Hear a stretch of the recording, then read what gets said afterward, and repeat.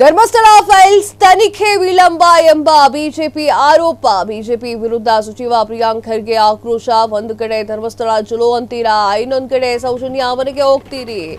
ಏನಿದು ಕತೆನೇ ಗೊತ್ತಾಗ್ತಾ ಇಲ್ವಲ್ಲ ಅಂತ ಹೇಳಿ ಪ್ರಶ್ನೆ.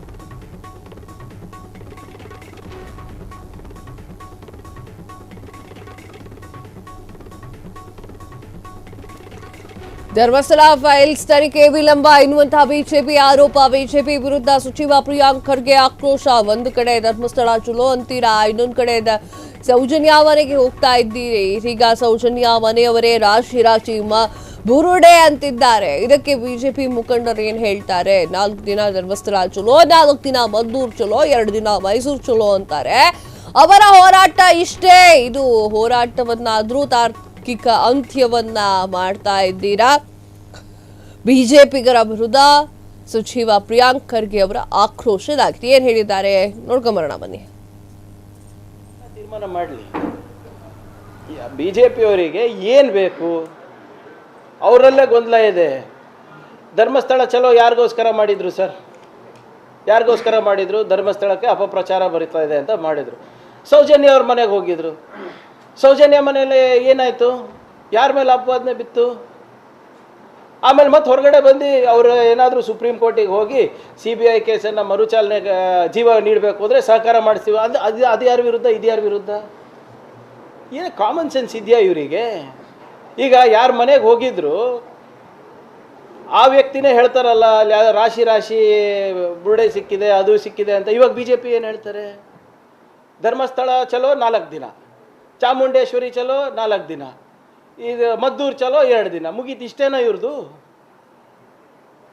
ಏನು ಇವ್ರ ನೀತಿ ಏನಿದೆ ಹೇಳಿ? ಮಳೆ ಬಂದಿದೆ, ಬೆಳೆ ಹಾನಿ ಆಗಿದೆ, NDRF ನಾರ್ಮ್ಸ್ ಸರಿಪಡಿಸ್ರಪ್ಪ ಅಂತ ಹೋಗಿ ಮೋದಿಯವ್ರ ಹತ್ರ, ಶಾ ಅವ್ರ ಹತ್ರ ಕೇಳೋದು ಬಿಟ್ಟು ಇದು ಹೋಗ್ಬಿಟ್ಟು ಆ ಚಲೋ ಈ ಚಲೋ ಅಷ್ಟೇ. ಅವ್ರಿಗೆ ಏನು ಬೇಕಂತ BJP ಅದನ್ನು ತೀರ್ಮಾನ ಮಾಡಲಿ. BJP ಅವರಿಗೆ ಏನು ಬೇಕು? ಅವರಲ್ಲೇ ಗೊಂದಲ ಇದೆ. ಧರ್ಮಸ್ಥಳ ಚಲೋ ಯಾರಿಗೋಸ್ಕರ? ಧರ್ಮಸ್ಥಳ ಚಲೋ ಯಾರಿಗೋಸ್ಕರ ಮಾಡಿದ್ರಿ?